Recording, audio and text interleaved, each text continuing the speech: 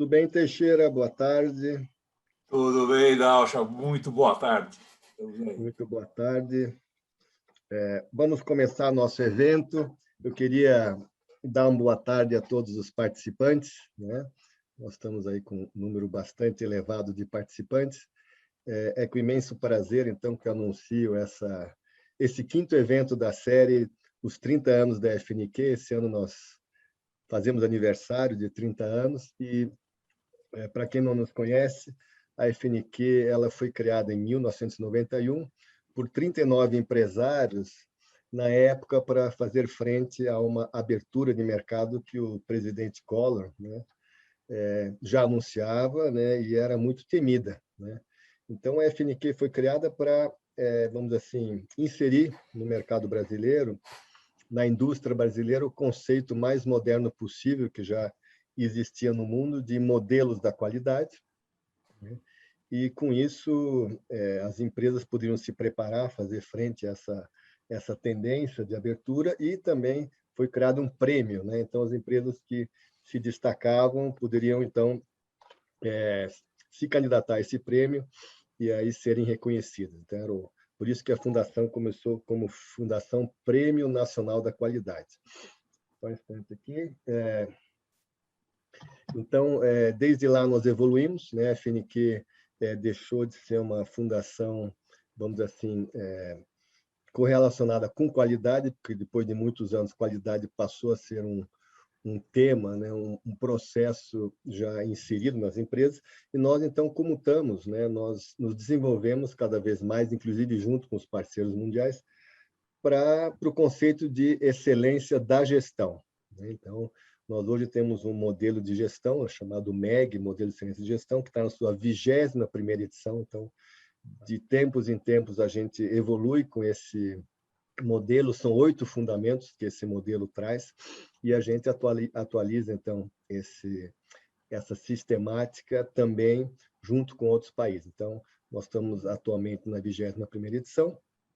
Nós hoje, em função desse modelo, nós oferecemos capacitação, diagnóstico, temos publicações, melhores práticas que a gente vai acumulando ao longo dos anos, e eventos. Então, esse webinar é um evento que faz parte do nosso portfólio, que tem o intuito realmente de compartilhar com o mercado, com a sociedade, vamos dizer assim, as melhores práticas, o melhor conhecimento, né, em vários temas, né, que estão, né, em voga ou estão evoluindo. Então, hoje nós temos um tema bastante interessante, que eu já vou abordar na sequência. Meu nome é Dalcha, Ronald Dalcha, eu sou conhecido como Dalcha, sou engenheiro de formação, atuei em diversas empresas, na Siemens trabalhei por 30 anos, em várias outras organizações, sempre atuando em inovação, gestão e processos. E coordeno aqui a FNQ, junto com minha equipe interna e externa, vários parceiros e fornecedores desde 2019.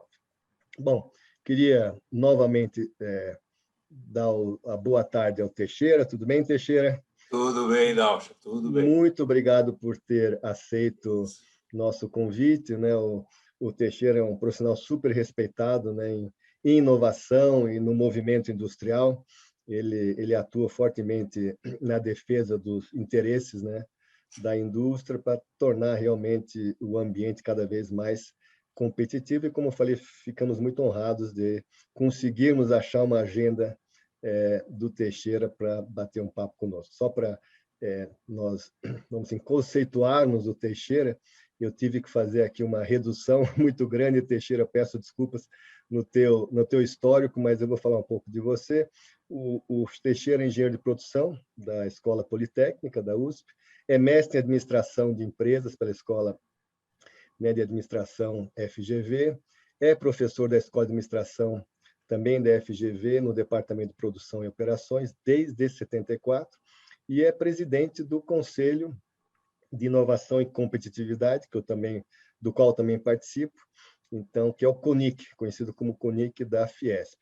Ele é vice-presidente do Conselho de Administração e acionista da Brasilata, né, que é uma empresa de embalagens metálicas, empresa com faturamento de quase 700 milhões, 2020, 1.200 funcionários, e sites em vários estados do país. Ele é presidente e fundador da Actapar, que é uma assessoria empresarial, e foi presidente da IPA também, que é o International Packaging Association.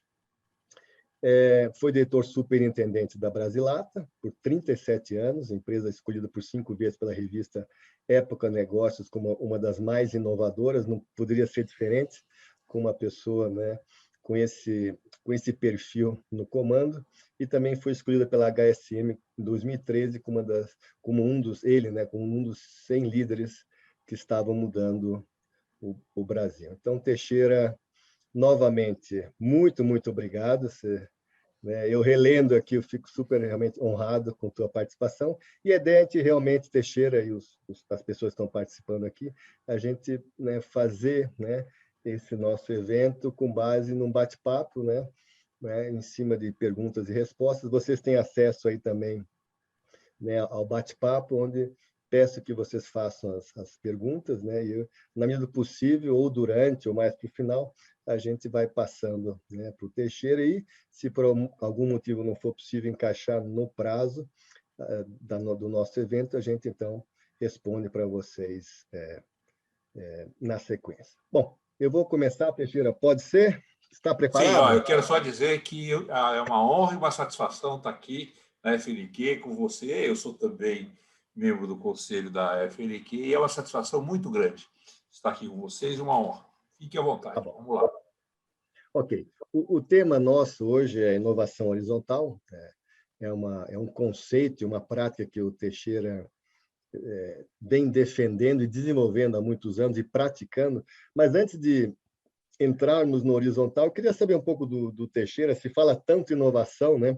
Para você, o conceito da inovação, qual que é a definição de inovação para você? Para a gente começar com esse nosso bate-papo. Excelente começo. É o seguinte, quando eu dou aula de inovação na FGV, e eu chego para meus meninos, o que é inovação? Professor, inovação é o novo. Tudo bem, inovação é o novo, mas é apenas o novo? Não. Inovação é o novo que, implantado, teve sucesso. A gente monta isso como uma equação, que eu não perder minha mania de engenheiro, que uma ideia, que mais a implementação e mais o resultado. Se não tiver resultado, não é inovação. Não existe inovação fracassada. A inovação fracassou, não. Não era inovação desde o início. A inovação é o sucesso, é o conceito de Schumpeter. A inovação é aquilo que revolucionou, que mudou, que teve sucesso comercial. A inovação, além de novo, precisa ser um sucesso. Então, a inovação é o sucesso. É o novo com sucesso. Tá, bom, bate com a minha opinião, eu sempre brinco, né, que a inovação tem que gerar uma nota fiscal nova ou melhorada, então bem na tua linha.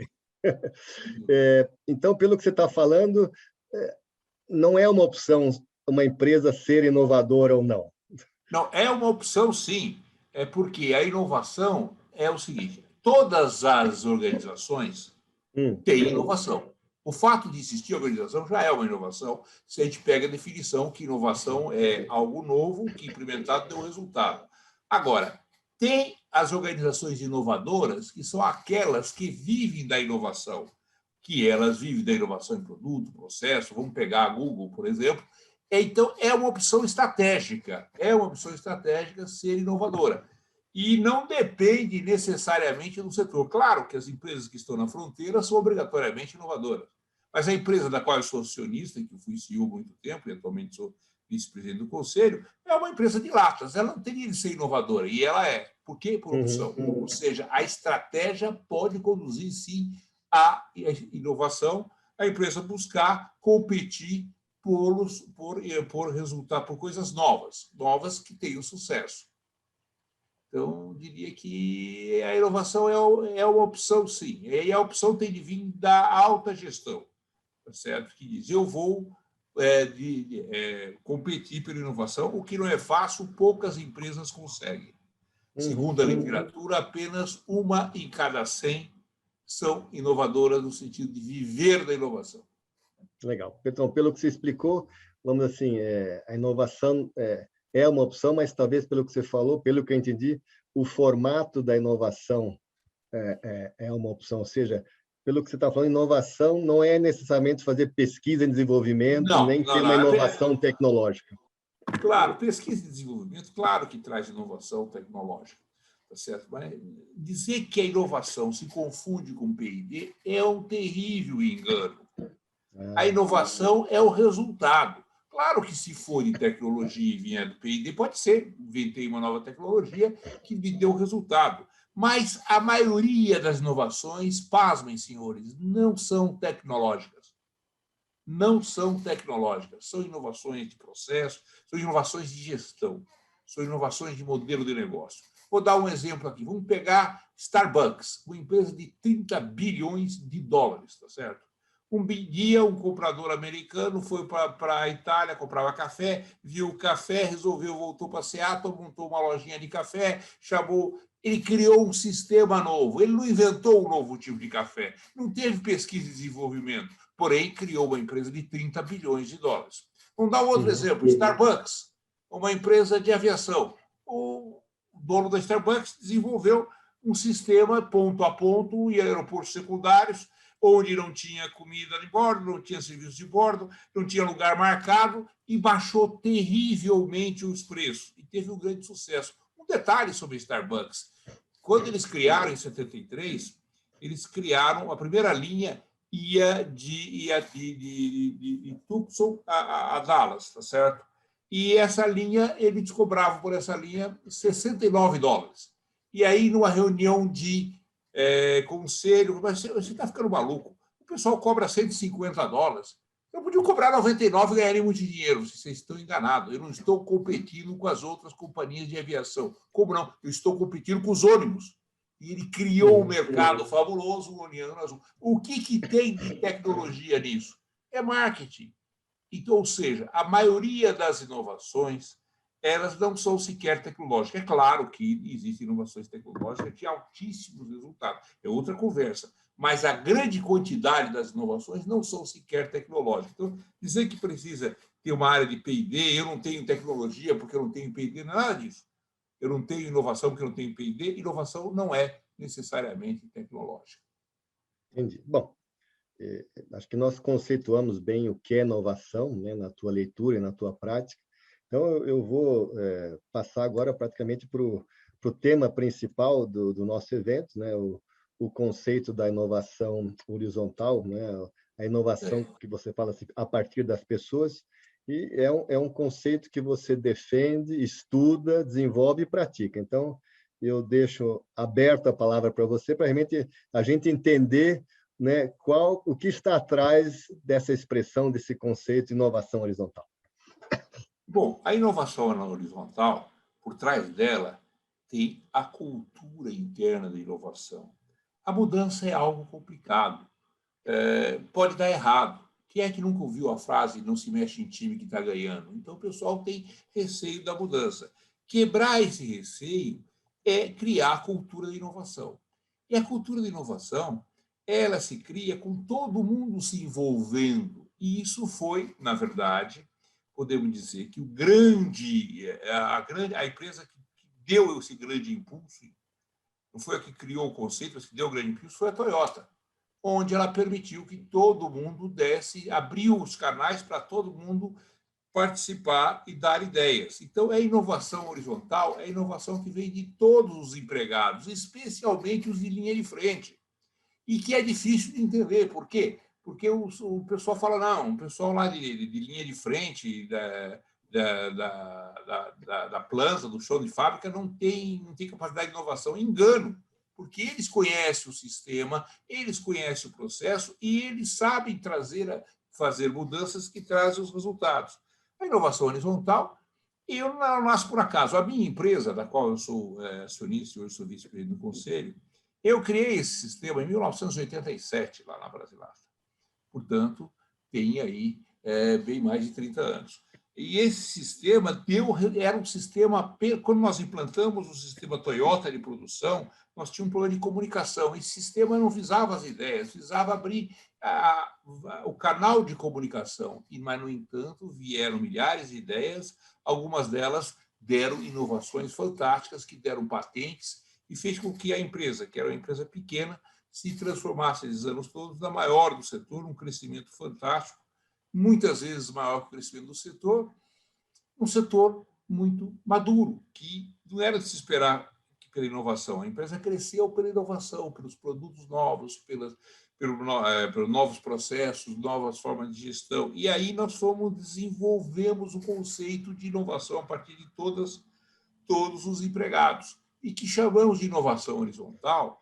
O sentido horizontal é o sentido democrático, ou seja, ela vem de todos os lugares, que se contrapõe ao sentido vertical, que é o sentido da pesquisa e desenvolvimento. Nada contra a inovação vertical, ela precisa existir, mas é um outro aspecto, onde alguns poucos se aprofundam no processo. A inovação horizontal ela está espalhada e ela cria um ambiente pela qual é possível a mudança.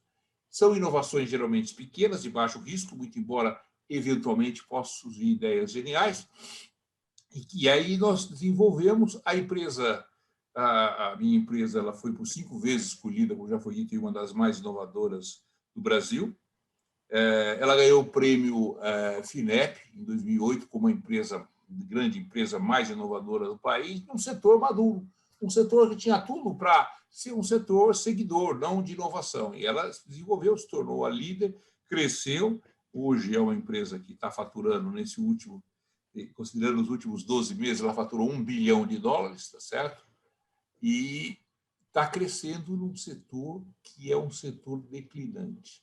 Então, a inovação leva a isso, leva ao desenvolvimento, leva ao crescimento. A inovação horizontal é a inovação espalhada por todos os empregados, ou seja, todo mundo tem direito a inovar. Na minha empresa, todos os funcionários são chamados e são registrados como inventores. E chama o João, ventor Pedro, ele está lá na linha, mas ele não é o colaborador, ele é um inventor. A função inventiva está no contrato de todos. Não, bacana. Mas, assim, pelo que você explicou, ficou super claro, né? A participação, a contribuição de todos. Mas como se mede isso? Se mede por ideias, por colaborador? Como é que se mede? Como é que a Brasilata se coloca? Não sei se isso é feito. A quantidade de ideias. Nós tivemos, o ano passado, nos últimos 12 meses, 65 mil ideias. Com 1.200 funcionários, dá 58 ideias por funcionário por ano. Os especialistas americanos definem como sistemas de ideias de alto desempenho dos empregados com aqueles que conseguem captar pelo menos 12 ideias por ano. Quer dizer, cada funcionário dá uma ideia por mês. E esse sistema, segundo esses estudiosos, eram muito raros fora do Japão, mas que já existem, e tem um livro que eles fizeram, Organizações Guiadas por Ideias, o professor Robson, e eles diziam o seguinte, eles listam 30 empresas no livro dele, a maioria delas dos Estados Unidos, acho que 18 dos Estados Unidos, 6 da Europa, uma do Brasil, que foi a Brasilata. Como é que eles descobriram a Brasilata? Na internet.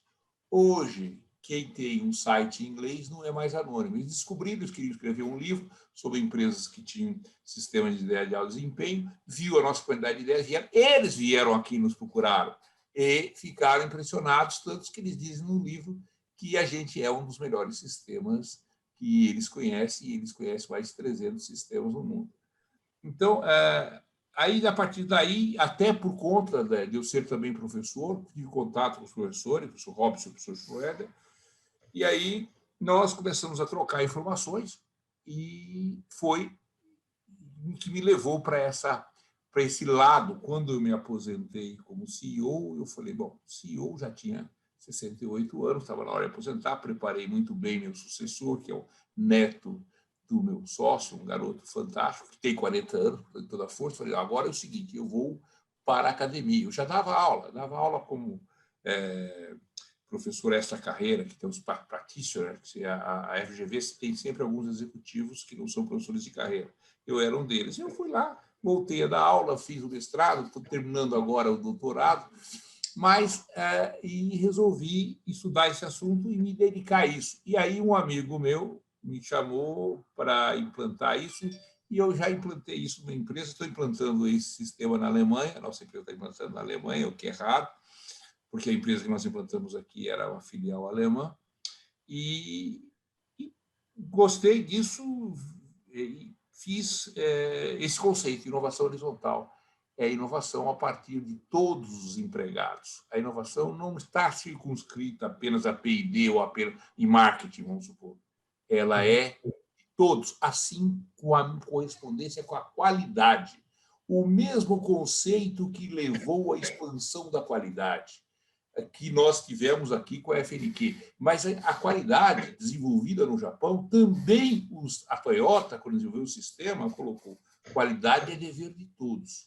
Qualidade é obrigação de todos. Quando veio a crise do petróleo em 73 e a Toyota e outras empresas japonesas tomaram conta do mercado americano, os americanos ficaram preocupados, foram estudar o assunto. Não, é fácil. A gente para a fábrica na sexta-feira, dá o shopping, tem os círculos de controle de qualidade, nada. Demorou 10 anos para eles transferirem, porque eles não perceberam que o que os japoneses faziam era dar poder, dar autorização e treinar os funcionários para que eles pudessem parar a linha o funcionário simples, a hora que estava funcionando. E isso demorou 10 anos para o sistema. O qualidade total nasce no Ocidente muito tempo depois dele ter sido começado no Japão.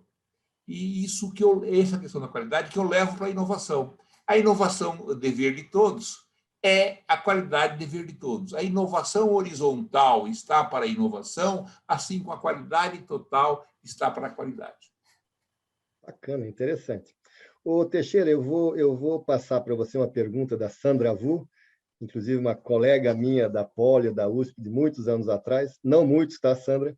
Ela pergunta o seguinte: qual foi o maior desafio na cultura da inovação horizontal no que tange além de captar as ideias de todos os inventores, criar uma unidade empresarial do tipo todos somos um? Não tem que ter essa cultura primeiro? Existem duas dificuldades. Uma dificuldade é um sistema de controle. Precisa de um sistema de controle forte, porque se tem milhares de ideias, precisa saber controlar isso. Hoje em dia, graças a Deus, com o desenvolvimento da TI, é tranquilo, não era no passado. Agora, o outro problema é cultural. O problema que existe é o seguinte: nós temos uma liderança autocrática, liderança baseada em controle, em comando e controle. Então, os chefes se sentem, principalmente os chefes da baixa gerência, eles se sentem, vamos dizer assim, ameaçados pela abertura dos funcionários. E é preciso contornar isso, e isso é preciso ser feito com muita atenção, muito cuidado e alguma autoridade. Não é fácil, demora algum tempo para se conseguir, se você tiver vontade de fazer isso. Agora, precisa ter o quê? O CEO não é o cara da qualidade, nem de recursos humanos, todos eles não estão de acordo, mas o CEO tem que dizer: eu quero fazer isso, eu quero as ideias dos meus funcionários. E aí tem uma série de coisas que tem que acontecer. Então, o desafio maior é o desafio cultural, e quebrá-lo é uma coisa complicada. Nós temos a experiência, porque implantamos na Brasilar, temos 30 anos de experiência lá, e implantamos numa empresa alemã aqui, com uma outra cultura, que foi um impressionante sucesso depois de 2 anos. Lá na Brasilar, nós demoramos 5 anos para implantar o sistema. E agora estamos implantando esse mesmo sistema na matriz alemã, lá na Alemanha, e estamos implantando à distância, porque não dá para ir para lá por causa da pandemia. Estamos implantando à distância. E estamos muito bem impressionados com os resultados. Mas são raros, difíceis, é difícil e tem poucos. Uhum. Bacana. Já que você está falando da empresa alemã, etc., você falou que te acharam, né? Porque hoje, com o inglês, né, os sites te acharam como exemplo, mas existem tantos países. Levando em conta esses teus indicadores, quem que é assim, a empresa mundial que é o teu benchmark, o teu best practice, do tipo, um dia eu quero chegar nessa empresa em termos dos indicadores de inovação horizontal? Não dá nem na hora. Toyota. A empresa benchmark é Toyota. Existem outras, como o Google, tá certo? 3M, mas a Toyota é o benchmark. Foi ela que criou o sistema e, na verdade, eu já era professor da FGV quando nós implantamos o sistema Just in Time lá, que foi o Kanban, de uma enorme dificuldade. Aí caiu na minha mão um livro recém-produzido pelo ONU, que foi o cara que criou o sistema lá. e ele dizia que quem fez o sistema mudar foram as ideias dos empregados. Eu fui atrás, implantei. A Toyota é, vamos dizer assim, o benchmark. E eu quero chegar à Toyota. E a Toyota tem 100 ideias por funcionário ano. Nós já estamos com 58, estamos próximos. Não está Agora, grandes como Toyota, Google, as empresas médias e grandes conhecidas, de longe não chegam a esses... Há exceções, mas não no Brasil. Certo? Há exceções, mas não no Brasil. Há empresas médias, tá certo? Mas são poucas. Não, bacana. Até era uma pergunta que eu ia fazer se a inovação horizontal, até pelos níveis hierárquicos, etc., podia ser implantado em empresas muito grandes. Você acaba de responder sim, totalmente execuível. Quanto maior a empresa, mais dificuldade é a cultura. Quanto menor a empresa, se você tem o dono que tem 20 empregados, é muito mais fácil de adotar isso, até porque a comunicação é muito mais simples. Agora, é possível, a Brasilata implantou isso, quando ela implantou, ela tinha, hoje já tem 1.200 funcionários, naquela época ela tinha 800, 3 unidades, é possível implantar. Agora, precisa ter tempo, paciência e vontade. Bacana. Bom, eu ouvindo um pouco, né, dessa participação dos colaboradores, né, eu vou fazer uma pergunta que com certeza não é, mas no início da tua apresentação, talvez a gente se confunda, mas inovação horizontal não se compara ao que na época chamava caixa de sugestões ou sugestões para melhoramento. Não é isso, né? Muito obrigado pela pergunta. As caixas de sugestões é um sistema importante. A primeira caixa de sugestões no mundo ocidental, ela do final do século XIX, na NCR, 1894, se tornou um sucesso, todo mundo tinha, mas a caixa de sugestões tinha um defeito. O pessoal buscava o resultado, buscava a grande ideia. E quando esse sistema, essa caixa de sugestões, vai para o Japão, quando o ONU visita a Ford e vê a caixa de sugestões da Ford. Só que ele mudou o conceito. Ele não queria mais, ele queria a participação, ele precisava que estava mudando o sistema. Então, ele buscou pequenas ideias. Outra coisa, não remunerado, dava um prêmio de 10% do valor da ideia. Não, o cara que está na empresa, ele trabalha para a empresa, se eu premio ele por dar ideia, significa que dar ideia não é atribuição dele, não, vai ser atribuição de todo mundo. Eu vou reconhecer, vamos fazer a festa, vamos eleger o melhor inventor do ano, vamos dar um bom presente para eles, mas não é remunerado. Então, o sistema que veio, do qual originou a inovação horizontal, o sistema de sugestões da Toyota, ele dá ênfase às pequenas ideias, embora algumas ideias grandes apareçam. Não paga por ideias, o resultado ele é global, ele é participação nos lucros global, e não é individual, não tem o pagamento individual. Eles são muito rápidos nas respostas, celebram, isso tudo mudou o sistema. Então, na verdade, o sistema de sugestões da Toyota representa a segunda geração do sistema de sugestões tradicionais, que é a caixa de sugestões. E esse é um dos problemas pela qual é difícil implantar aqui. O cara sempre pensa, vamos botar caixinha de sugestões, não vamos pagar pela melhor ideia. Esquece. O sistema japonês não paga, e os melhores sistemas não pagam por ideias. Tem uma grande empresa que você conhece, que eu não vou dizer o nome, que fez um sistema que ele chamou de... Eu não vou falar o nome, não vai conhecer, é um grande sistema pagando, e que agora mudou para um sistema que não paga. É difícil mudar, porque você pagava, agora não paga. Ele criou os dois sistemas, porque o sistema que não paga é muito mais rápido, e esse sistema que não paga tem muito mais ideias. Ou seja, podemos dizer que a caixa de sugestões é o ancestral, mas o sistema é completamente diferente, tá certo? A Toyota buscou o sistema na Ford. O sistema da Toyota tem dezenas de milhões de ideias, não é milhares, é milhões, tá certo? O livro que foi publicado em 1989 dizia 20 anos, 40 milhões, 40 anos, 20 milhões de ideias. E ele é um sistema fantástico, que deu origem ao sistema Toyota de produção. O sistema de ideias da Toyota nasce 2 anos antes do STP, que é o famoso sistema Toyota de produção. E o sistema da Ford, que a Toyota copiou, desapareceu nos anos 70. A Ford desistiu do sistema. Poxa. Interessante, né? Então, é bem diferente. Agora, o sistema de inovação horizontal tem como ancestral, como inspirador a Caixa de Sugestões. Ele mudou completamente o reconhecimento, a premiação e tudo mais. Uhum. Não, bacana.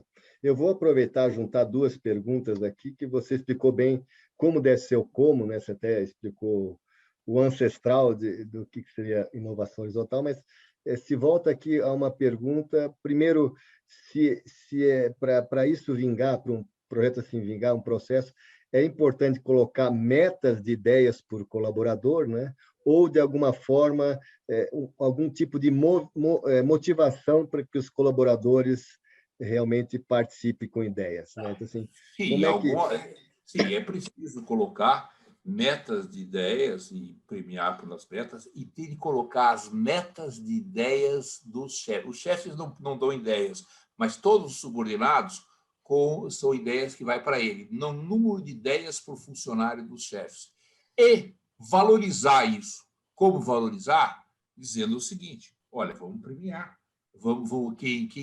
Na hora de uma promoção, baixa no computador o número de ideias do camarada. Isso faz parte se coloca na avaliação de desempenho o número de ideias. Eu conheço uma empresa americana, tá certo? A Born, que o cara fez a ideia, assim, quem não der ideia em 3 meses vai ser mandado embora. Não, nos 3 meses recebe uma advertência, em 6 meses vai mandar embora. E já mandaram embora, nunca mandei ninguém. Por quê? Porque há uma compra de ideias e eu fico quieto, eu quero as ideias. Eles trocam, quando o cara vai ser mandado embora, ele chega para o colega dele, me dá uma ideia, pelo amor de Deus, e vende uma ideia. E ele busca o número, esse negócio é a participação, é poder dar ideias. E, na medida que você abra as ideias para ideias pequenas, há um truque nesse número de milhões de ideias, nas 60 mil ideias, nas 100 ideias por ano. São as ideias pequenas, as ideias que normalmente todo mundo dá, mas que não são registradas.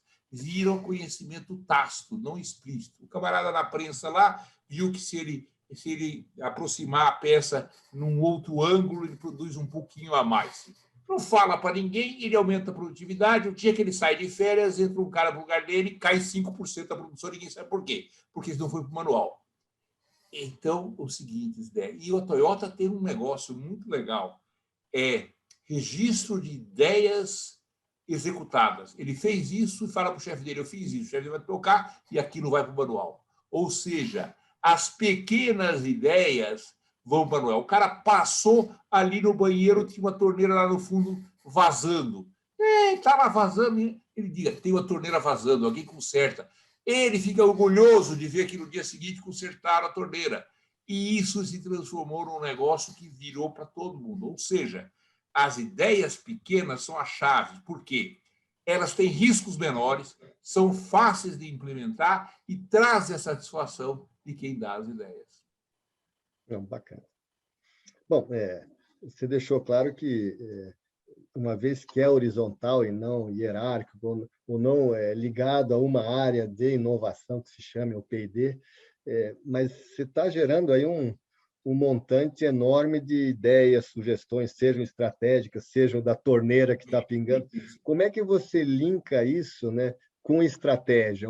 Ou essas ideias e sugestões são consequência de um plano estratégico? Como é que você insere, né, essas informações, sugestões todas num plano estratégico da empresa? O plano estratégico está lá, todo mundo conhece, tá certo? E o cara sabe que se ele der uma ideia que mexa na estratégia, provavelmente ela vai ser reconhecida. Mas o problema não é esse. O problema é o seguinte, você precisa abrir o canal. O grande problema de não ter ideias é que o canal é fechado.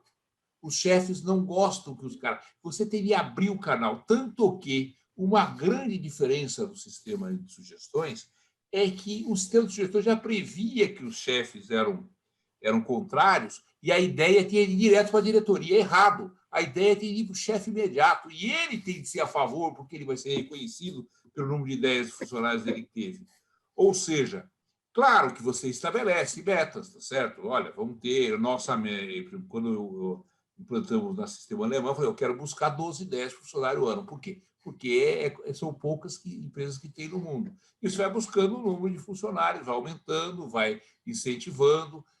A motivação é importante, claro que é importante. As celebrações são parte da motivação, tá certo? O reconhecimento. O cara não recebe um prêmio, não recebe uma porcentagem, 10% como recebe o sistema americano. Mas o cara ganha no final, ganha lá um prêmio, uma caixa de ferramenta, a menina ganha uma caixa de maquiagem, é um prêmio bom lá, R$ 500, mas não tem nada a ver com o valor da ideia, não tem uma relação entre causa e efeito. Essa grande mudança do sistema da Toyota. E, olha, nós copiamos a Toyota na parte de qualidade. A minha meta é trazer o sistema Toyota para a inovação. E eu acho que a FNQ pode ter um papel importante nisso. Tem meu apoio total aí, Teixeira. Deixa eu fazer uma pergunta, essa é mais a minha pergunta, é uma pergunta minha. A gente ouve muito falar, né? Eu até acompanho, até em alguns casos onde eu trabalhei, eu implementei, ou pelo menos segui, se fala muito em inovação aberta. A inovação aberta, a inovação horizontal, quais são o que diferencia, o que é igual? Eu não sei, eu queria ouvir um pouco de você. Obrigado. Eu vi o assunto, conheço um pouco o assunto. O que elas têm em comum é a democratização. A inovação aberta parte de todos, mas de fora. A inovação horizontal, ela é de dentro. E ela não é igual à inovação aberta. Não é que uma é melhor que a outra. Elas são diferentes. A inovação horizontal pressupõe um conhecimento interno. Nós tentamos abrir a inovação para fornecedores de tal inovação. Não dá certo. O canal tem que ser outro. Porque o cara dá a ideia sobre o que ele conhece profundamente. Ele está lá. Tá certo? Ou seja, a inovação horizontal não se confunde com a inovação aberta e a única coisa que elas têm em comum é a democratização. Tem um detalhe, a inovação aberta é difícil, ela não é fácil, porque como o cara é de fora, existem alguns problemas, não só de aceitar, não. O problema é da propriedade intelectual, de quem é a propriedade. Então, você precisa. O que tem hoje é o pessoal comprando inovações. Quando a Procter & Gamble lançou a inovação aberta, foi no ano 2003. E, veja, ela lançou porque ela queria fazer a Pringles Print, queria fazer a batata com inscrições. Não conseguia fazer isso, colocou na internet. E aí um padeiro lá de Bolonha, que era um engenheiro que tinha herdado do pai, falou, eu tenho um sistema. E aí ele disse, eu vou desenvolver isso. A inovação aberta, para mim, funciona quando você tem de se relacionar para fora, com os seus clientes, que é muito importante, com os seus produtos, com os seus consumidores. O público interno tem uma visão interna de como fazer isso. A experiência que eu tenho de tentar fundir as coisas não deu certo, deu mau resultado. Ou seja, elas são importantes, a inovação aberta é importante, mas é separada. A inovação horizontal, ela é interna, certo? É que nem se imaginar que o P&D vai ser aberto. Ele não vai ser aberto, ele tem lá dentro dele as coisas. Ele pode até trazer coisas de fora, mas ele não, é diferente a situação. A inovação aberta, ela é mas veja bem, ela surge em 2003 e nós estamos vendo falar dela há muito tempo. E ela tem um certo sucesso, mas pequeno ainda. Por quê? Eu, para mim, com a minha experiência, acredito que essa dificuldade da propriedade intelectual de quem que é, estabelecer claramente a propriedade intelectual, porque isso é importante, tem um problema de coordenação, tem vários problemas, mas eu acho a inovação aberta fantástica. O modelo ele é democrático. O que elas têm em comum é a democracia. Há uma certa horizontalidade na demonstração, na inovação aberta. Certo? Não, legal. Você comentou faz pouco sobre P&D, de novo, eu vou pensar o que você falou logo no início, que inovação não é necessariamente P&D. Então, assim, um departamento de P&D, vamos dizer assim, bem estruturado, relativamente aberto, talvez você até já conheça, na Brasilata deve ter, ou nessa alemã, um departamento de P&D sério, ele deve ouvir, deve olhar os inventores da empresa como um todo, claro. deve... O departamento de P&D é importante inclusive para o desenvolvimento de inovações radicais tecnológicas, de produtos e processos. É muito importante. Agora, ele, sendo aberto, sendo todo mundo inventor, todo mundo é um auxiliar de laboratório. E as ideias fluem. Por exemplo, na Brasilata, nós desenvolvemos uma lata que tinha uma tampa plástica, que era para o pessoal que vai colorir as tintas no ponto de venda poder enxergar. Uma menina da contabilidade que tinha neném recém-nascido falou assim: eu estou usando essa lata para botar leite em pó, mas tem uns defeitos aqui, você não pode mudar. O P&D pegou isso, demorou 2 anos para chegar, mas a ideia foi dela. O insight foi dela. O P&D, numa empresa com inovação horizontal, recebe muitos insights. E a colaboração de que, como isso nasce junto, a colaboração com a produção, com vendas, com todas essas áreas, é muito importante. Então, o departamento de P&D é importante? Para as inovações tecnológicas, especialmente produtos e processos mais radicais, mas se a empresa tiver inovação horizontal, ela se comunica com o P&D. E o P&D se comunica com ela. Tá legal. Você comentou uma hora, se eu me lembro, você falou que na Brasilata demorou uns 5 anos para se implantar, né? Não sei se eu entendi certo. Não é para se implantar. Se implantou o sistema de ideias, foi mais ou menos rápido, quer dizer, médio, né? Mas a gente se implantou o sistema. As grandes inovações de produtos apareceram 5 anos depois. E o sistema para chegar nessa caixa de casa de 12, 10 funcionários ao ano demorou mais de 10 anos. Foi lento, quer dizer, demorou 12 anos. Nós estávamos em 87, foi só em 99 que nós chegamos a esse nível de 12 e 10. Na época, a gente nem conhecia o nível. E o que eu fiquei admirado é que na empresa alemã nós fizemos isso em 2 anos, porque já tínhamos a experiência. Mas demora um certo tempo e foi cultural. Olha, foi o seguinte, cultura difícil. Vou dar um exemplo do que aconteceu na Brasilata, lá nessa época onde estava, era 1900, eu não tinha 5, eu tinha uns 4 anos, 3 ou 4 anos. O sistema ia, mas ia amarrado. A Brasilata já tinha o presidente, que era o acionista controlador, o meu presidente e eu, nós éramos acionistas da empresa. Então, o presidente, o Heleno, gostava, queria o sistema, e eu também queria. Se ele não quisesse, eu não quereria, porque é muito difícil. O que acontece? O sistema ficava amarrado. Nós fizemos uma reunião com os 20 supervisores. Gente, por que não vai? Não, sabe, é meio difícil. Mas vocês não acreditam? Não, a gente acredita. O problema é que os caras já falavam que acreditavam. E eu acho que era inconsciente como é que a coisa não ia. Aí o presidente falou assim: senhores, estou falando para o Teixeira aqui. Eu não toco a empresa, ele é o CEO. Daqui a um mês vai existir o supervisor que está comprometido com o projeto de simplificação, que era isso, não é? Ou o ex-supervisor. Um mês depois eu mandei 2 embora, a gente não mandava embora. E falei, estou ferrado. Devolvo, e fiquei com medo. Mas como o presidente tinha mandado, e qual não foi minha surpresa quando todo mundo, o negócio explodiu o sistema. Então, a cultura é muito... Eu não estou recomendando ninguém fazer isso que eu fiz lá, mas eu fiz e deu certo. Ou seja, não precisa mandar embora. Diz, olha, o cara que é o último colocado não vai ser promovido, não vai ter aumento de salário, tá certo? Não vai estar com avaliação baixa e não precisa necessariamente mandar embora, mas isso aconteceu. Não, inclusive, foi uma das perguntas que não passei, quer dizer, se há, de alguma forma, uma consequência, a palavra forte, mas uma implicação na carreira, né? Porque lá na Brasilata, no sistema de avaliação, isso varia de empresa, são 10 questões. Uma das questões é o número de ideias que o cara deu, se ele é funcionário, se ele é supervisor, é o número a média de ideias pelos subordinados deles. E aquilo, se o cara está na média, ele tem a nota máxima. E abaixo da média, quem dá a nota é o computador. Não é o entrevistador. A nota sai do computador. Ele teve muita mais. Ela teve 3, teve 4, teve 5, a nota vai de 0 a 10, teve 10. Nota dada pelo computador em confronto com a média. Bacana, hein?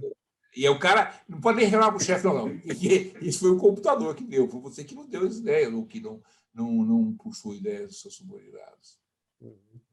Não. Você comentou sobre a cultura. É claro que a cultura pode vir de 2 formas, quer dizer, se o CEO e a própria diretoria já têm uma cultura mais aberta, é muito mais simples. Se não for o caso, aí tem, né, tem, como você falou assim, tem que se trabalhar alguns processos de cultura reversa. Mas minha pergunta é, fora a cultura, por exemplo, esse trabalho que você está fazendo com a empresa alemã, sem abrir demais, mas assim, alguma pessoa aqui, algum diretor ou presidente de empresa que esteja nos assistindo, o que precisa ser feito? Como é que eu V0 para eu começar a implantar na minha empresa um processo sério de inovação horizontal? Quais são as etapas? Como é que eu... As primeiras etapas é treinar todos os chefes. Treinar é o que nós fazemos, treinar, explicar, mostrar os sistemas como Toyota, Google e outros que dão certo, tentar mudar a cabeça dos chefes. E é importante que muitos deles colocam nisso aí. Depois que isso foi feito, é criar um plano piloto com 30 funcionários e tem de ter um sistema que permita a análise. Então, nós temos o nosso sistema de TI, que é um sistema poderoso, um poderoso banco de dados, que está nas nuvens, é por isso que eu consigo implantar isso na Alemanha. Então, você precisa envolver todo mundo e depois criar um piloto. Por que criar um piloto? Porque o sistema nunca dá certo a primeira vez. Se o piloto der algum erro, faz parte do piloto. Vamos dizer, a função do piloto é mostrar os erros. Então, ninguém reclama quando o piloto tem uma falha. Ele explica, isso é um piloto e nós vamos ter que fazer ajustes antes de passar para a empresa inteira. A experiência que eu tenho foi nessa empresa alemã aqui, que tinha 300 funcionários, e agora a alemã lá, que é a matriz, está com 500. E a Brasilata tem 1.200 e já implantou em várias unidades. Então, não é fácil.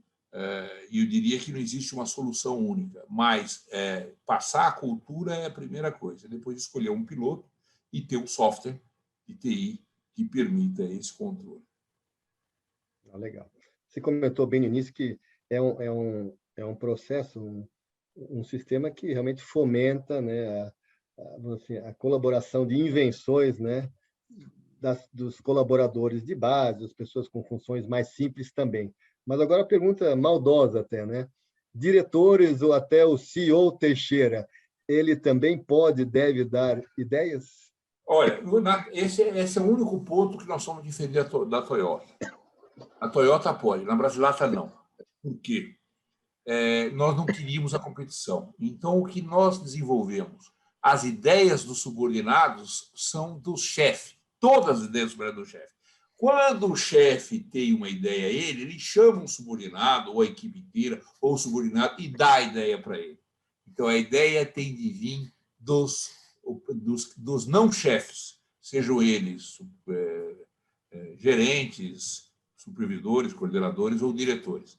As ideias, mas esse não é um sistema, não é o sistema da Toyota. A Toyota, porque lá a relação de supervisão é diferente, pode vir dos chefes. No caso da Brasilata, esse é o sistema que eu conheço, que deu certo para a nossa questão cultural, e aí para evitar a disputa, a competição entre supervisor e subordinado. As ideias de todos os subordinados são deles, mas esse é um negócio que pode variar. Bacana. Eu me lembrei agora, né, da empresa onde trabalhei, né, do processo de sugestões. Agora, né, aí uma pessoa aqui perguntou, né, os funcionários que dão as ideias, né, elas recebem, sim ou não, o retorno de suas ideias, ou seja, como é que funciona isso? As ideias, sejam elas aceitas ou recusadas, são respondidas 100% das ideias. Ela pode até não ser aceita porque não se aplica, mas normalmente, a maioria das ideias são aprovadas. Por quê? E aqui tem um número fantástico. De cada 100 ideias, 65, 2/3, são de ideias que foram já implementadas pelos próprios funcionários. Elas já nascem aprovadas. Ele recebe informação. As outras, 1/3, 33, 10% são recusadas, porque são ideias que não se aplicam ou que têm de voltar, e 90% são aprovadas. Essa é a média da Toyota e a média também da Brasilata. Quer dizer, na verdade, das ideias que chegam sem ser pré-aprovadas, 1/3 não são aceitas, mas o cara recebe uma explicação e até recebe alguma informação do tipo, se você mudar, quem sabe você mudando aqui não pode dar certo e tal. Todos recebem, isso é fundamental. O feedback é fundamental. Tem 3 coisas fundamentais. O feedback, o tempo de implantação e a celebração. São 3 coisas fundamentais. O tempo o feedback tem de ser dado em 1 semana na Brasilasta. Implantação em 45 dias, se for aprovada. Claro que se for uma ideia que demanda construir um prédio, você estica isso aí. E a festa, a cada 6 meses, tem uma festa com todos os funcionários, onde são entregues os prêmios. Muito interessante. Bacana. Pegando essa linha que 100% das ideias são respondidas, né, são posicionadas, eu tenho uma curiosidade de engenheiro. Essa avaliação e retorno vem de um grupo restrito, um comitê, uma equipe, ou, como você falou várias vezes, vem direto do gestor? Agora, se vem direto do gestor, eu poderia imaginar assim que pode haver o efeito ciúme, né? Ah, esse meu colaborador deu uma ideia que eu deveria ter dado. Então, às vezes, uma área neutra, centralizada, seria melhor. Eu estou pensando... Esse é o grande erro do sistema, é a grande diferença da caixinha de sugestões. Justamente para querer eliminar isso, fazer uma área tipo independente, uma área que não tiver... Não, isso é um erro, porque atrasa o sistema, atrasa muito. E o gestor tem o máximo interesse em aprovar a ideia, porque a ideia é dele e ele é posicionado. É assim que a Toyota resolveu o problema. Ele é posicionado no ranking dos caras que teve mais ideias dos funcionários. O gestor, perigo é o gestor aprovar um negócio que não deve, mas também não acontece porque vai cair para cima dele. Ou seja, não é e é o gestor. Agora, sempre o gestor, não. O cara deu uma ideia que vai custar $1 milhão. Aí isso sobe para a área de recursos. As ideias, até 100 ou R$200, eu não me lembro mais, o próprio operador pode fazer, o próprio gestor pode fazer. Até R$100 o próprio operador pode fazer, até 200 o próprio coordenador, até 1.000 é o gerente. Acima disso, isso vai para o comitê de investimentos, tá certo? Mas aí é uma outra história, para ver o recurso financeiro, viabilidade, etc. E tal. Às vezes acontece alguma grande ideia de substituir a máquina custa $1 milhão, aí tem que fazer os cálculos. Não, legal. Uma pergunta mais técnica, com essa, não vou dizer nem evolução, com essa tendência, implementação contínua do contexto de inovação, de indústria 4.0, a transformação digital, né, a automação, isso de alguma forma diminui a possibilidade, uma vez que você não tem tantas pessoas, né, no chão de fábrica? Uma pergunta assim. De forma alguma.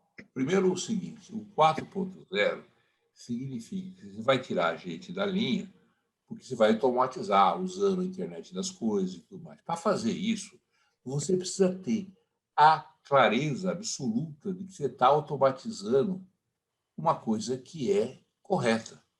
Então, o Lean Production vem antes do 4.0 e o Lean Production precisa das pessoas. Esse negócio que elimina as pessoas, eu sou muito cético com relação a isso. Esse negócio de que o 4.0 vai eliminar nada, vai trocar as pessoas de posições, certo? E algumas vão para essa área, vai ter mais gente nessa área de imaginar e sempre vai ter alguém que vai ter de planejar aquilo que vai para a máquina. Então, eu diria que, pelo contrário, o 4.0 demanda a inovação horizontal. Não, bacana. Bom, acho que a abordagem foi fantástica, a gente aprendeu bastante. Agora, a pergunta para o Antônio Teixeira, né?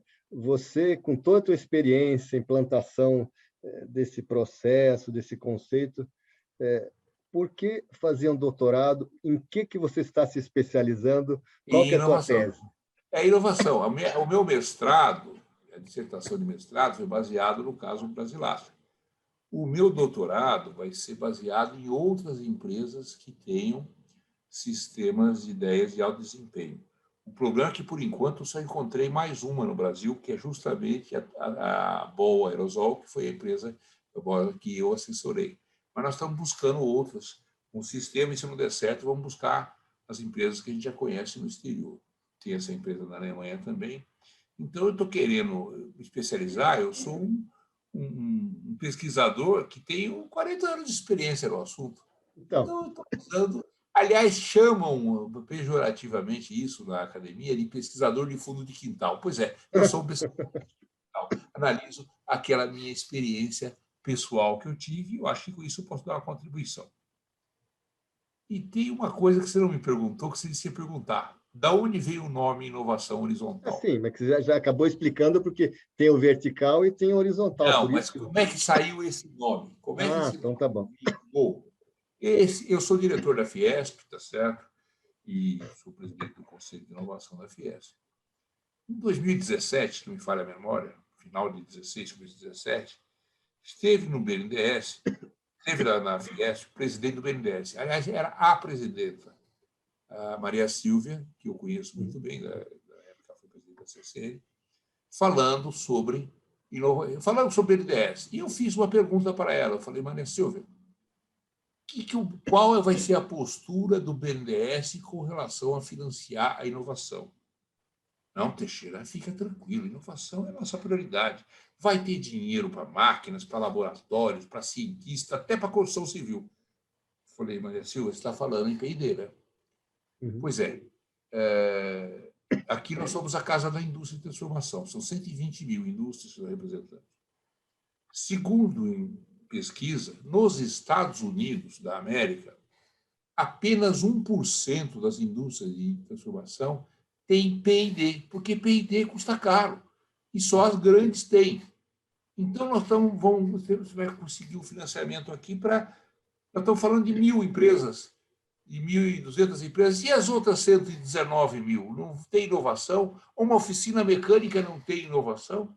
Uma padaria não tem inovação? Claro que tem, uma inovação menor, uma inovação mais horizontal. Ela falou, Teixeira, gostei, vou criar no BNDES uma linha e vou dar esse nome, gostei do nome, inovação horizontal. Nesse exato momento, eu percebi que tinha um nome. Fiz um artigo em português, um artigo em inglês e registrei o domínio inovação horizontal. Está registrado. Domínio. Todo mundo É pode... o domínio, tá certo.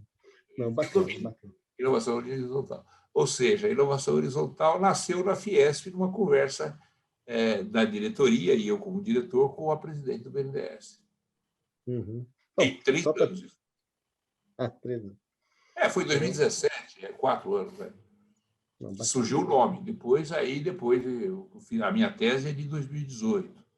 A minha dissertação, a minha tese vai ser daqui. Não, legal. Uma última pergunta, já é um gancho, não tanto com a inovação horizontal, mas que você comentou, né, do teu doutorado, até desse contato com o BNDES. É uma pergunta mais holística sobre o Brasil, né? Qual o grau de maturidade, na tua opinião, da inovação no mercado nacional, indústria e comércio, dado a nossa cultura, que você já comentou um pouco, que é importante, e a incapacidade ou a capacidade de financiamento no Brasil para ação de inovação? Olha, segundo os dados do Fundo Monetário, etc., nossa posição é muito ruim, viu? Nós somos a 12ª economia agora que caiu, e estamos lá no número 70 em termos de inovação. Então, nós não estamos bem, tá certo? Isso precisa ser feito. E eu acredito muito que, claro, você precisa de investimento, você precisa de apoio, mas eu acho que você precisa de cultura também. Eu acho que nessa questão de cultura, que é apenas uma parte, mas é uma parte que eu considero de alguma importância, a inovação horizontal pode ajudar. Agora, precisa de dinheiro, precisa de apoio, precisa de incentivo, que a gente não tem tido, tá certo? Mas a gente até melhorou um pouquinho pelos últimos que eu vi, mas saiu de 78 para 73, não resolve nada, tá certo? Nós precisamos mudar. Nós não estamos bem, e eu acho que isso é um problema, mas, por outro lado, é uma oportunidade. Tá bom. Bom, para terminar, eu não ia fazer mais uma pergunta, mas é sempre bacana, né, terminar com uma pergunta assim, né, descontraída, e eu vou passar para você, e a pessoa, né, faz o seguinte questionamento: como você faz a gestão na sua casa de ideias vindas de filhos, netos e esposa? Por exemplo, férias, reformas, investimentos, a gente consegue aplicar isso, os mesmos conceitos da família? E sai justo, hein, Teixeira? Não, a família é mais fácil, tá certo? Eu acho que eu ouço o pessoal, a família é mais fácil e que tem pouca gente, tá certo? Portanto, trocar ideias é sempre importante. Mas, na verdade, eu não troco muita ideia. Minha esposa manda, tá certo? Eu Lá, tenho que ser ela que manda. não é um sistema democrático. É a autoridade máxima. Mas a gente se conversa, tem abertura de trocar ideias, principalmente como mudar isso, mudar aquilo, mas é mais fácil. E na família, a família tem, eu acho que todas as famílias têm esse tipo de integração, maior ou menor. Na indústria, como você tem a relação de chefia, de comando, é mais difícil. Não, bacana. Eu acho que eu passei as principais, né, perguntas para você. Aquelas que não foram respondidas, né, que às vezes elas chegaram um pouco depois da sequência, a gente se compromete a responder para todos aqui. Eu queria, antes de mais nada, agradecer, Teixeira, a tua brilhante participação aqui, teu aceite por estar conosco conversando sobre isso. O Teixeira também, para informar a todos, ele costuma também dar palestras, né, para empresas que se interessam, né, para implantar, ou pelo menos conhecer o que seria um processo correto de inovação horizontal. E só posso dizer parabéns aí, né, pelo sucesso que você teve na Brasilata, e mais do que isso, de estar pegando esse conceito e realmente disseminando, né, porque é muito bacana você implementar uma coisa, mas se você não disseminar, né, se você não replicar, você não faz um bem, vamos dizer assim, para a sociedade e para o mercado. Então, parabéns, te agradeço de novo, né? Conte com a FNQ. E antes de terminar, você quer falar, quer dizer alguma coisa? Eu queria agradecer a oportunidade. Nós tivemos aqui quase 200 participantes, não Eu vi. E dizer que nós vamos ter uma live em 30 de setembro na ABQ, Associação Brasileira de Qualidade também, o Guarani chegou lá. Eu acho que essa é uma missão. Eu tive a oportunidade de implantar isso numa empresa que cresceu muito, e eu vejo que isso é possível, e é difícil porque há um certo receio, até dá para entender, e há uma certa preocupação. Isso não vai criar um problema disciplinar? Não cria, se for bem feito, não cria, não. Pelo contrário, o clima melhora muito. A Brasilata tem, todo ano, ela está entre as 100 melhores para se trabalhar. Coisa difícil de uma indústria metalúrgica que transforma metal a frio está. Uma das perguntas é: o teu lugar é barulhento? É claro que é, certo? Transforma metal a frio, o teu lugar é... Então, na verdade, a gente acha que isso melhora muito. E uma coisa importante: recursos humanos é a chave da inovação horizontal. Um bom relacionamento com as pessoas também. Essa estatística mostra que os melhores lugares para se trabalhar também são os mais inovadores. Não, bacana. Teixeira, de novo, muito obrigado. Queria só informar que nós vamos continuar com essa nossa batida quinzenal de apresentações, de webinars. Nosso próximo vai ser sobre inovação estratégica, né? E o título é Inovação Estratégica, sem ela não se sobrevive. É o professor Marcos Vasconcelos, da FGV, que o Teixeira com certeza eu conheço, grande amigo. Fundamos juntos o Fórum de Inovação da FGV. Então, ele é do Fórum de Inovação, então ele vai falar um pouco sobre esse conceito, né, de inovação. Inclusive, há alguns anos atrás, escreveu um livro com a FNQ sobre inovação. E, na sequência, nós vamos ter uma pessoa também envolvida, a Cibele Ferreira, com a temática do ESG. ESG é uma tendência, que nem o LGPD, que menos que tendência já é uma obrigação a partir do 1º, né, de agosto. Vão haver punições para quem não seguir a Lei Geral de Proteção de Dados. A Wanda Scartesini já participou de um webinar aqui, mas o ESG, né, é um conceito que está se consolidando, né, que vem de Environment, Social and Governance, né? Então, sustentabilidade, o lado social, o lado governança dentro da empresa, que não é só diversidade, inclui também essa participação geral dos colaboradores, e o ESG ele também é cada vez mais usado, né, por acionistas ou por investidores para avaliar, né, quão robusta está uma empresa em relação a esses aspectos. Então, nós vamos ter nas próximas semanas esses 2 webinars, nós vamos estar comunicando isso, e eu espero que vocês tenham gostado. Eu li aqui vários comentários parabenizando o Teixeira, puxa vida. Né? Primeiro, eu fico muito feliz, nós tivemos... Pode falar. Muito feliz. Dalcio, eu esqueci de falar uma coisa. Claro, O claro. livro Inovação Horizontal vai Opa! ser pré-lançado pelo Senai. Esse livro é da autoria minha e do professor Barbieri. Vai ser lançado no Senai no dia 24 de agosto. É um lançamento, um pré-lançamento só para o Senai, mas vai ter, né, também no YouTube. Eu devo fazer uma palestra lá junto com o professor Barbieri. E o livro está aqui. Esse livro, de certa forma, ele vem da minha dissertação de mestrado e a gente está aí. O Senai, a editora Senai editou um livro e vamos lançar em 24 de agosto e vai ter também a edição em inglês. Vamos ver se a gente...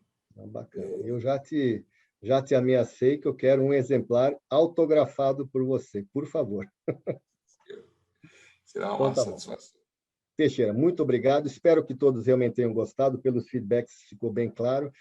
Como eu sempre repito, né, até como FNQ não poderia ser diferente, eu gostaria que todos realmente dessem um feedback. O positivo já nós temos, mas alguns feedbacks, né, que a gente possa usar para melhorar. Por exemplo, a música inicial, na linha do Teixeira, é uma pequena coisa, mas foi uma ideia que foi dada, né? Não havia no início. A partir desse webinar, nós estamos já colocando a música no ar, mas eu peço que vocês façam aí críticas construtivas que a gente possa estar implementando, né, nos próximos eventos. As perguntas que não foram respondidas, nós vamos estar consolidando e passando para o Teixeira. Ele gentilmente se comprometeu a nos responder. Acho que são umas 4 ou 5, né, que estavam um pouco deslocadas, e aí a gente passa para vocês aí. Tá? Então, de novo, Teixeira, super obrigado. A equipe interna também, que nos ajudou, muito obrigado também. E a todos vocês que participaram também pela atenção. Como o Teixeira falou, quase que 200 participantes. É um número bastante expressivo, ficamos super contentes. E espero que a gente consiga continuar com esses temas super interessantes para vocês. Muito obrigado, gente, e uma boa tarde.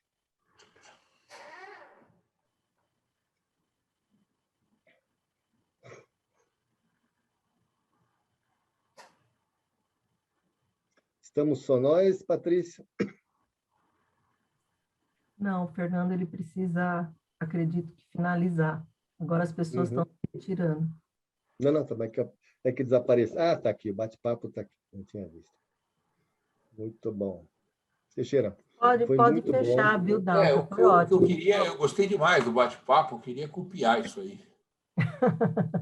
Não, a copiar, porque está gravado, né, Patrícia? Se alguém tiver a gente interesse... gravou e vai disponibilizar na nossa videoteca. Tá bom. Você quer copiar o modelo? Não, porque o bate-papo, se você ele sobe se você apagar. Você queria copiar o bate-papo, né? Ah, não, a gente tem o chat também, ele fica gravado. A gente tem as perguntas. E eu posso... você pode... Então você me manda. Claro. Gostei muito, muito bom, muito interessante as observações. Eu fiquei muito feliz. Uma satisfação grande. Conte conosco. Teve uma pergunta que eu não tive tempo de passar, tem alguns ouvindo aqui, não teve nenhum. A pessoa falou assim, poxa, eu estive na Toyota, não sei se esse ano, no ano passado, e eles hoje estão premiando ideias. Não sei em que contexto, né? Mas é uma coisa interessante ser avaliada, né, Teixeira? Se realmente eles passaram a remunerar em função até do conceito furado, que é isso que eu fiquei super convencido. Não, premiar, premiei, mas não há uma relação de valor. Tá. Então Premiar, sim, mas é premiar com um presente, com reconhecimento. Não é como era o sistema americano, 10% do ganho do primeiro ano. Entendi. Então é diferente, né? Com certeza. Eu acho que é diferente. Eles premiam, a Presata premia também, mas não é uma premiação com uma remuneração. Não é uma compra da ideia, certo? Entendi. Não, está certíssimo. Teve uma outra pergunta que eu achei interessante, que foi mais no começo, perguntando sobre a implementação da inovação horizontal em empresas públicas. Se tinha algum exemplo. Não fiz isso. Esse é um caso interessante. Eu não tenho mais os autores americanos que escreveram o livro. Eles escreveram um terceiro livro, ou estavam escrevendo um livro sobre implantação em organizações públicas, prefeitura, mas eu acho que é perfeitamente possível. Certo? Provavelmente vai ter que fazer algumas adaptações, mas Acho que é perfeitamente possível. E eu tenho a impressão que existe alguma coisa nos Estados Unidos já sobre isso. Ah, legal. Beleza. Ok, gente. Ok. Obrigado, Teixeira. Se você tiver a fim de fazer a palestra... Não, faremos, tá? Acho que só esse tira-gosto aqui, acho que foi super importante também. E se você ainda estiver aberto naquela tua ideia de fazermos em conjunto, eu ratifico e podemos, a partir de hoje, já pensar numa data, né, da tua agenda com a nossa. Falou, meu caro. Tudo bem. Doutor Teixeira, obrigado. Obrigado, Patrícia, Camila, super obrigado. Maquiavelli. Valeu. Foi muito bom. Até mais. Até a próxima, gente. Tchau, até mais. Tchau.